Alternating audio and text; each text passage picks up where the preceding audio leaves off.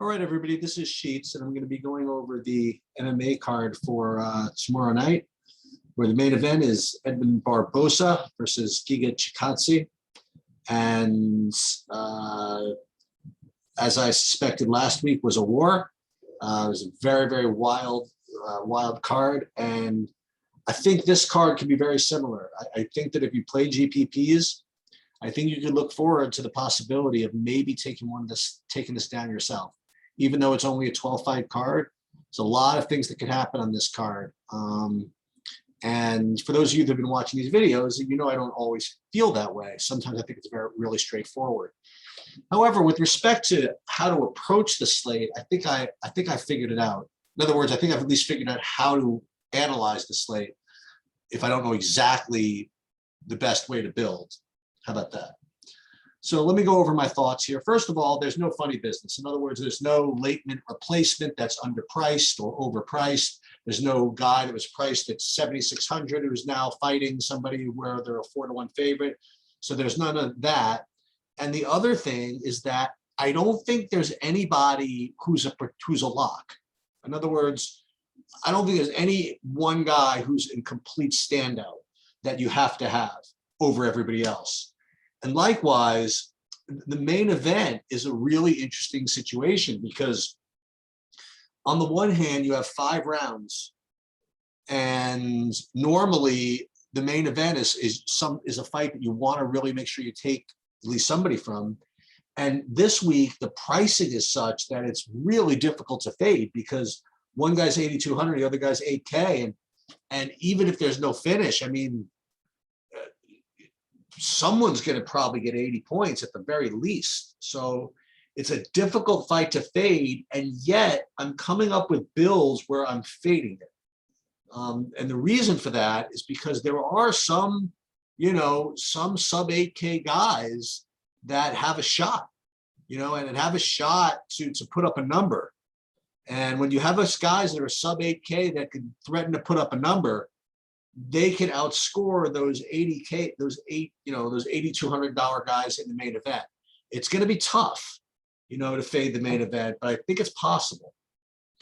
The other thing, I'd like to mention one thing about the main event before we get on to the other parts of the card, is that you have Barboza against Chikadze, and it's a pick'em fight pretty much, and it's priced like a pick'em fight pretty much.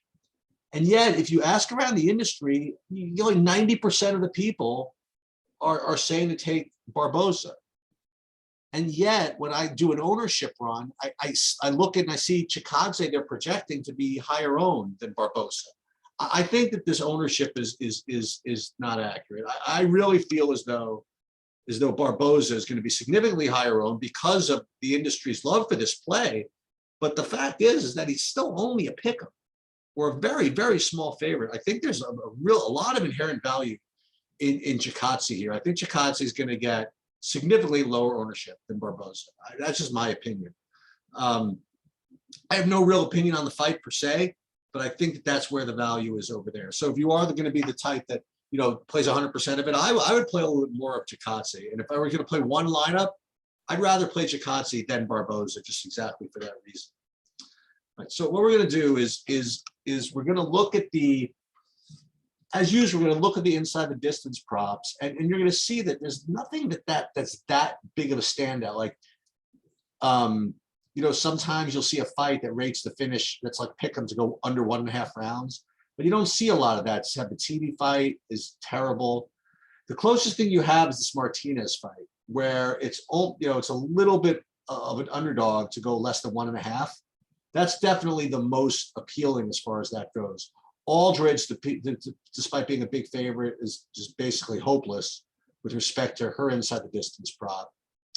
And then you just have to trust me. You go up and down the card here. There's nothing that's that great. Even Muradov is like a 6-to-1 favorite. I mean, I guess this is the closest thing. So Muradov alongside of Martinez. Those are the two best inside the distance props. And then you also get Petrovsky, who's got the next best. So all 3 of those guys basically stand out as having the best inside the distance prop, the best finishing potential, and things like that. The other fight that I want to look at is this Kevin Lee, Daniel Rodriguez fight. This, by all my research, also rates to be a very, very strong fight. There's going to be a lot of volume and a lot of action, and the pricing is such that, you know, I think whoever wins is going to score well enough that you're going to want to have them.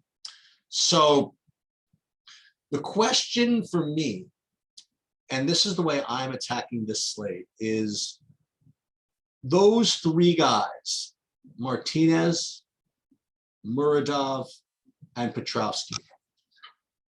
How many of those do you want to play? Because it's very difficult for me to separate all three of them. They're very similar inside the distance props.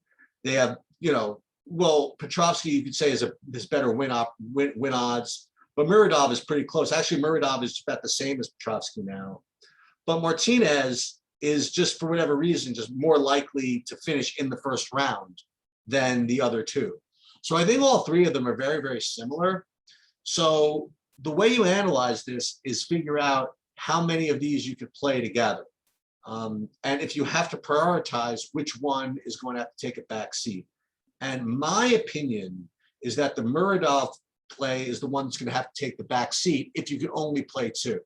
And simply because from the research that I've done, Muradov, although he could just go crazy and just kind of try to knock him out in the first round, most of Muradov's wins have been kind of more measured. In other words, he just kind of waits and picks his spot, and then he finished. Okay, so it's not as if he's just always the guy that wants to knock the guy out in the first round. So I think that if there's anybody that's going to maybe have to be faded of those three, I would say Muradov would be the one I would fade. But what I'd love to do is figure out a way to play all three of them. And there are ways to do that. But what that will definitely involve is fading the main event. So these are the decisions you have to make. You know, do you want to play three of those studs, pick your spots with the long shots, and then fade the main event, or only play two of them and then play the main event? So with that as your as the background, let me go into at least what I think are the most live underdogs, and just they're all a little bit different. And I'm going to talk about guys that I want to fade too. So Sabatini has a pretty good chance to win as an underdog, and not only that, he also has that wrestling upside. So he's got that scoring ability to get takedowns, such that even if he doesn't get a finish, he might get a score that is good enough to make the optimal. And he is only 7,900. He's definitely the highest price of the underdogs, well, which makes sense because once you're 8,100, you're not an underdog anymore. So I feel as though he's okay, kind of the safest, if that makes any sense, of the underdogs. He might also be one of those underdogs that can lose and still make it in the optimal, only because of his takedown upside. Like, he might be able to lose decision, but still get a bunch of takedowns and score decently. He might even lose and outscore his opponent, which is certainly possible. Doesn't happen often, but it does from time to time. Another thing I should mention is the JJ Aldridge. So JJ Aldridge, she is the 9,100 fighter that we are not playing. As I mentioned, she has very little finishing upside, at least according to Vegas. I will play her maybe in one or two, again, just in case all those other 9,400s just kind of bust. Maybe JJ Aldridge just leans on her opponent enough to just win a very, very, it might not be an incredible score, but maybe in the 90s, and maybe that would be good enough. But let's take a look at some of these other underdogs and the way that they rate to be able to win. So Sam Alvey at 7,800. He's a tough underdog to play because if you look at his game log, so to speak, he hasn't won in like 5 fights, but apparently he rates to have a very good chance to win this one. And he also does have some finishing upside, not all that much, but from what my research indicates, he's a very, very live underdog. So I'll put that in my pool of underdogs to pick from. The other one that I should mention, as I mentioned before, is Daniel Rodriguez, coming from that kind of key fight of Rodriguez versus Lee. He is extremely live. He is someone you should definitely include in your underdogs, and he could win. He can get a finish. He could win a decision and get a lot of significant strikes so that he might not even need a finish.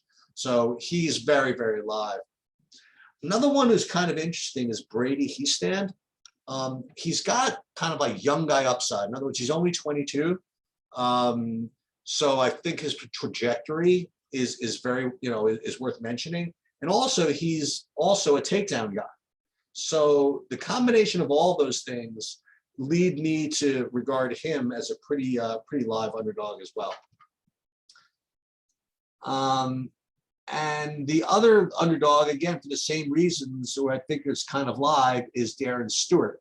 He rates to maybe be able to get some takedowns.